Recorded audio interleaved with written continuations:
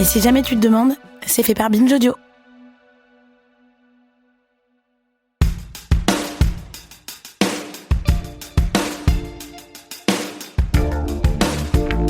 S'il fallait établir un classement des figures les plus marquantes issues de la pop culture de ces 10 dernières années, on trouverait certainement en bonne place Offred, la servante écarlate incarnée à la télévision par Elisabeth Moss.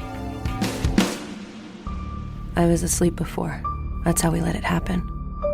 When they slaughtered Congress, we didn't wake up. When they blamed terrorists and suspended the Constitution, we didn't wake up then either. Now I'm awake.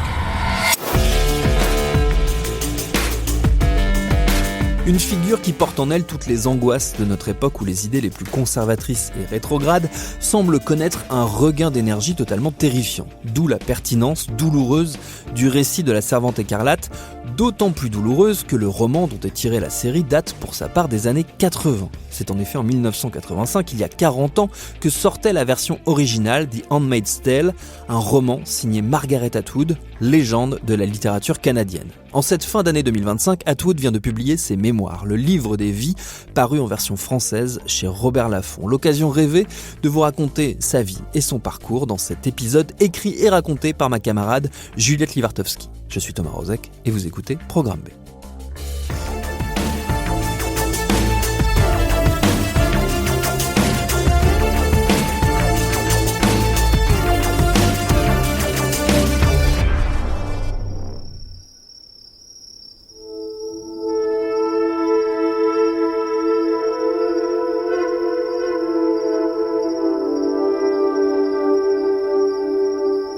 Imaginez une petite fille perchée sur un rocher avec toujours un carnet à la main dans une forêt du nord de l'Ontario. Elle s'appelle Margaret. Son terrain de jeu, les arbres, les rivières et les bruits d'animaux. Pas de télévision, pas de bibliothèque municipale, encore moins de cinéma. Seulement quelques livres, une radio à piles et beaucoup d'imagination. Since we were living in the woods, on vivait dans les bois, on se déplaçait en bateau, on était très isolés. Je pensais pas devenir écrivaine un jour. C'était juste mon passe-temps, les jours de pluie.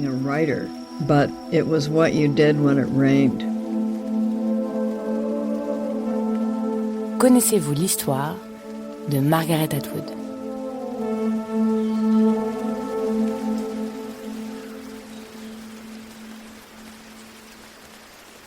Margaret Atwood naît en 1939 à Ottawa, mais c'est loin des villes qu'elle grandit. Son père est entomologiste, un spécialiste des insectes, ce qui pousse la famille à vivre plusieurs mois par an au cœur de la forêt canadienne. C'est notamment sa mère, nutritionniste, sportive et très débrouillarde, qui lui transmettent un goût pour la liberté et l'autonomie. Là-bas, les seules consignes de sécurité ne concernent pas les inconnus, mais les ours.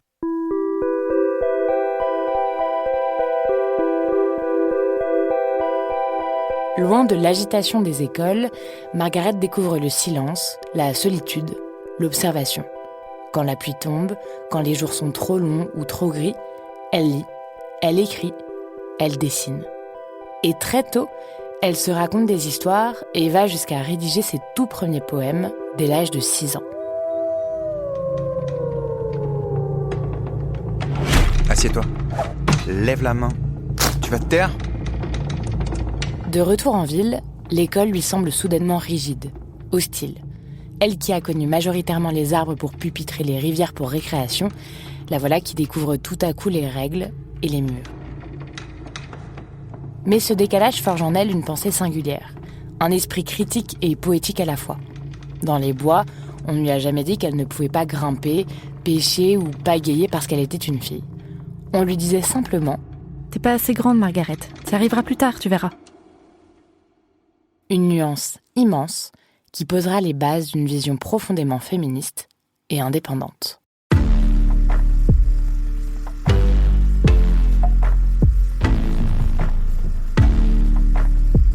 Imaginez une jeune fille de 16 ans qui annonce calmement à ses parents qu'elle sera écrivaine.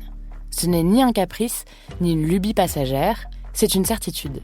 Margaret Atwood n'est pas encore connue, mais elle a déjà en elle cette intuition. Et surtout, elle n'écoute pas les gens qui lui disent que ce n'est pas un métier fait pour une femme. Un conseiller d'orientation lui glissa un jour qu'elle ferait mieux de penser à se marier.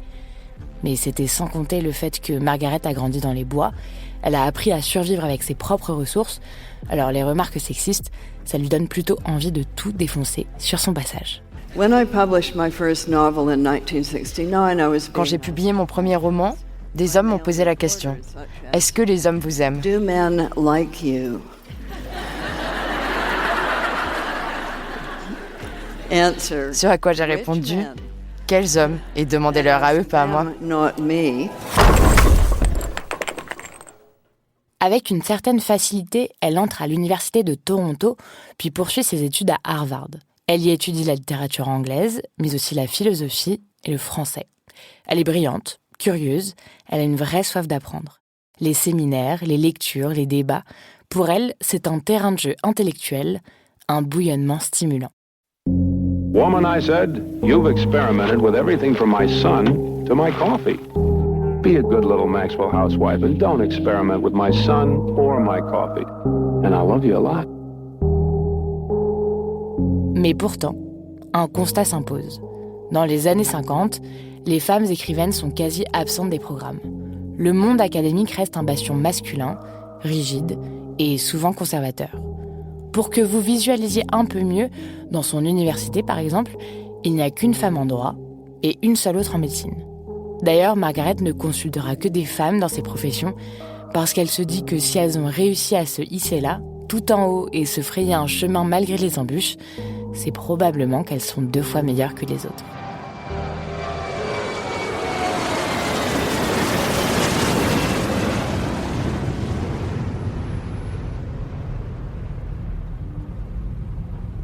Nous sommes en 1984 et Margaret emménage à Berlin-Ouest grâce à une bourse d'écriture décernée par le DAAD, un programme allemand d'échange universitaire destiné à soutenir des artistes, des chercheurs et des écrivains internationaux. À l'époque, elle cherche un lieu pour écrire, en Europe, pour fuir l'Amérique conservatrice de Ronald Reagan.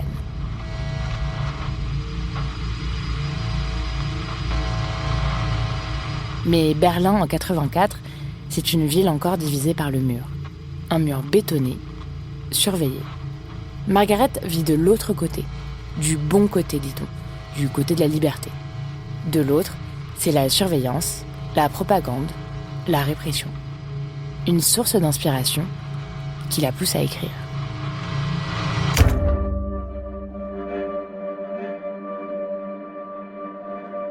Dans un petit appartement spartiate, face à une vieille machine Remington qu'un ami lui a prêtée, un peu lourde, un peu grinçante, elle y tape les premiers mots d'un roman étrange qui la hante.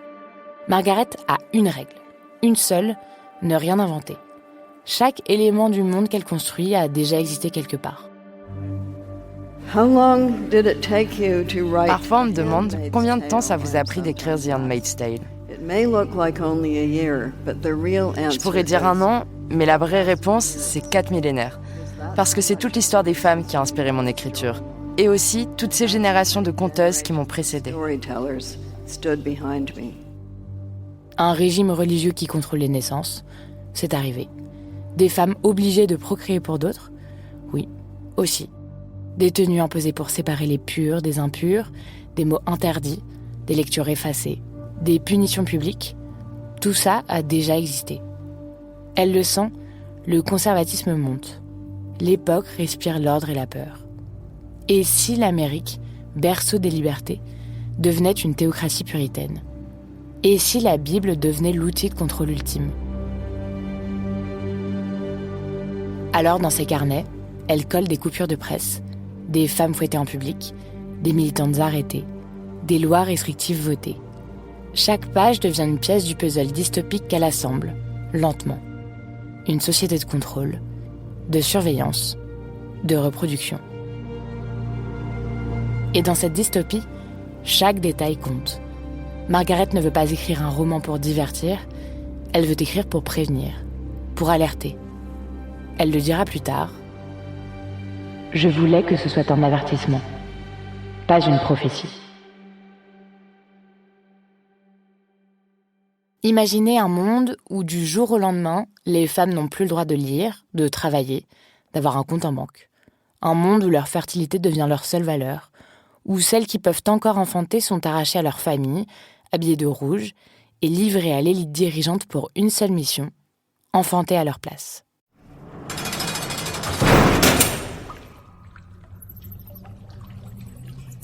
Bienvenue à Gilead. C'est là que vit Offred, la narratrice. Elle se souvient de sa vie d'avant, son mari, sa fille, sa liberté. Elle n'a plus de nom propre, seulement une appartenance, Off-Fred, qu'on traduit par de Fred. Elle n'a plus de droit, seulement un corps à offrir. Mais dans sa tête, la résistance est vivante. Chaque souvenir, chaque mot intérieur est un acte de survie. Dans ce monde glacial, tout est codifié. Les épouses sont en bleu, les servantes en rouge, les martins en vert. On ne parle pas. On récite. On ne s'aime pas. On obéit. Et si on désobéit, on disparaît. Margaret, en écrivant ce roman, ne l'a pas imaginé comme de la science-fiction. C'est un avertissement, un récit possible, à venir.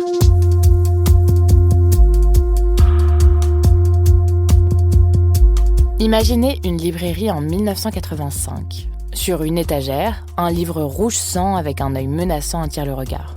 The Handmaid's Tale, qu'on traduit en français par La Servante écarlate, vient tout juste de sortir. Son autrice, Margaret, enchaîne les interviews dans un monde littéraire encore peu habitué à ce qu'une dystopie féministe vienne bousculer l'ordre établi. Dès les premières critiques, le ton est donné. Les lecteurs se retrouvent happés dans cette république de Gilead, société autoritaire où les femmes fertiles, les servantes, sont réduites à l'état de ventre. Les salles de classe s'en emparent. À Harvard, à Toronto, à Paris, des profs glissent le roman au programme. Des étudiants soulignent des passages, débattent, la robe rouge, le silence imposé, le viol érigé en rituel. Le livre devient outil d'analyse, de réflexion, d'éveil. At that moment, the wall had not yet come down. À ce moment-là, le mur n'était pas encore tombé. On était en pleine guerre froide.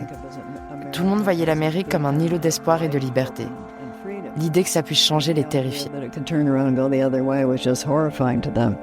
Ce roman exagère. C'est n'importe quoi. Comment osez-vous? C'est pas du tout réaliste. S'offusquent certaines critiques. Margaret répond calmement, souvent par un fait historique. Aucun élément du livre n'est inventé de toutes pièces.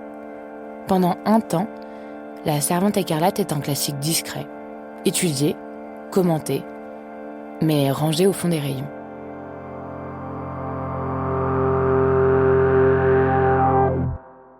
Et puis, le monde change.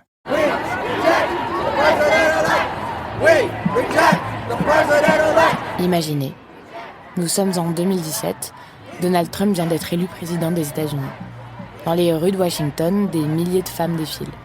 Certaines portent de longues robes rouges, un bonnet blanc rabattable sur les joues, les yeux baissés. On croirait des personnages sortis tout droit d'un roman. Et c'est exactement ça. The Handmaid's Tale de Margaret Atwood, publié plus de 30 ans auparavant, n'a jamais semblé aussi proche du réel.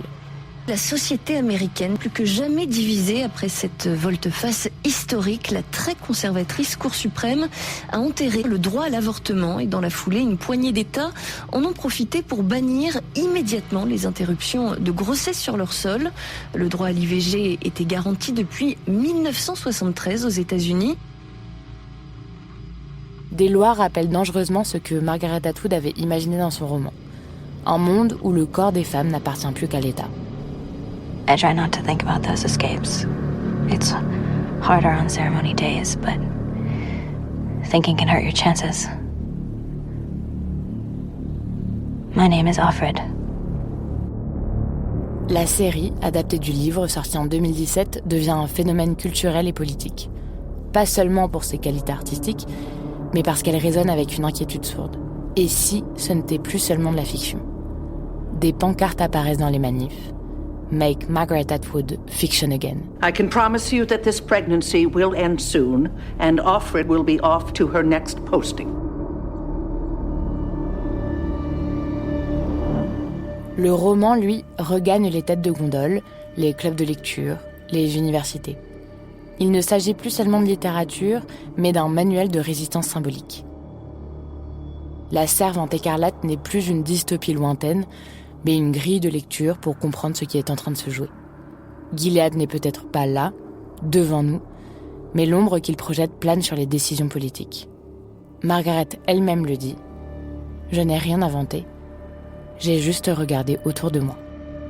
Wear the red dress, wear the wings. Shut your mouth, be a good girl. May the Lord open.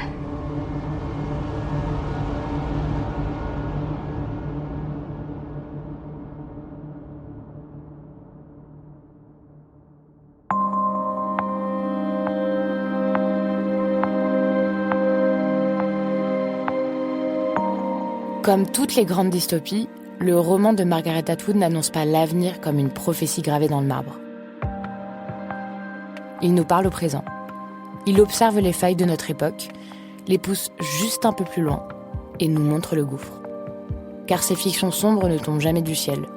Elles naissent toujours d'un glissement, d'un moment où les libertés se rétractent petit à petit, où l'indignation faiblit, où l'on s'habitue.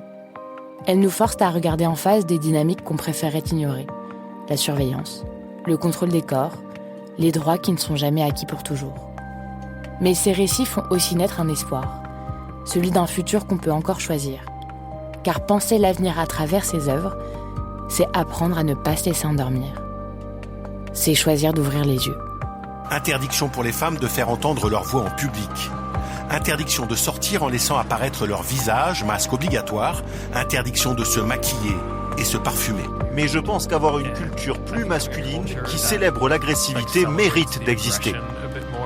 Un député, ces femmes qui ne portent pas le voile pourront être interdites de quitter le territoire iranien. Le tribunal constitutionnel a introduit une interdiction quasi totale de l'IVG. Cet influenceur qui s'auto-identifie comme misogyne, là, carrément, il y a beaucoup de jeunes garçons dans les écoles qui parlent de lui.